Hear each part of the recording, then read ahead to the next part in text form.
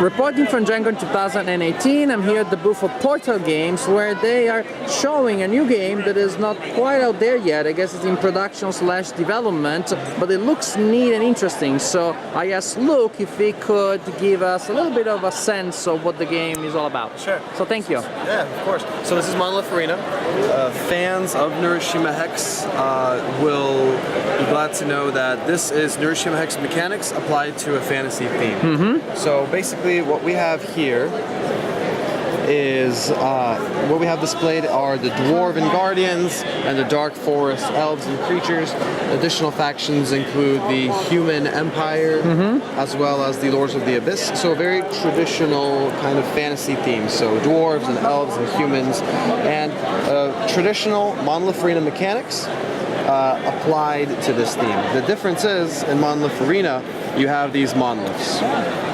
So, and you will of course pardon the production quality of this. This is still like a prototype, advanced prototype, but it gets the point across that this game introduces the monoliths as a new mechanic to increase your strategic control over the game. So basically what you will do is you will take your HQ, in this case it's called a banner, and you will choose either runes or units to insert into the module without your opponent seeing. So for example, this is one of my heavy hitters, maybe I'll want to put him in here.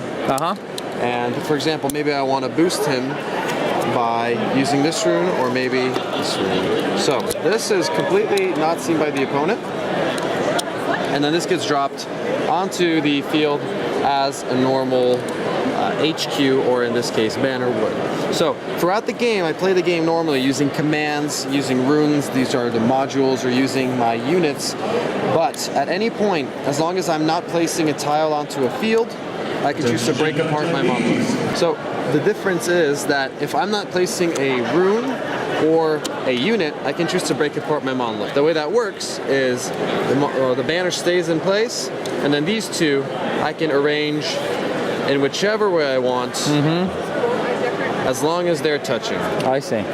And now I can choose to next round initiate combat. I can choose to utilize my runes, make sure set up for the next combat. But basically, this lets me have control, and it allows for so many different types of strategies. So you can utilize runes to boost the units that you're going to release later. You can have two of your heavy-hitting units in there already.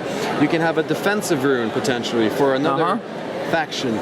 After combat, everything has to come right back together after every combat, and you're ready to go. So basically this is the new mechanism of Monolith Arena that really allows players to have already some pre-planned strategies and some tactics ready to go into the game.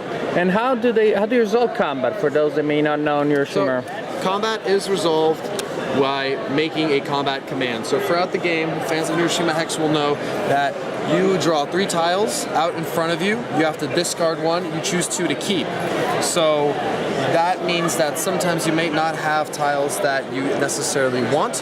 That's why within the monolith, if you know what you have there, and if you make that strategy based on your knowledge of what a faction particularly plays best with, then that's what that's the strength of this game.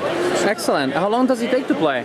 It's a quick game. It's about 30-minute playtime for 2. And when is it going to be available or on Kickstarter? So this is our big Essen release. Okay. So this game will be coming out at Essen. It's going to be showing off at Essen, and then in the American market, it'll be available after Essen, so in November.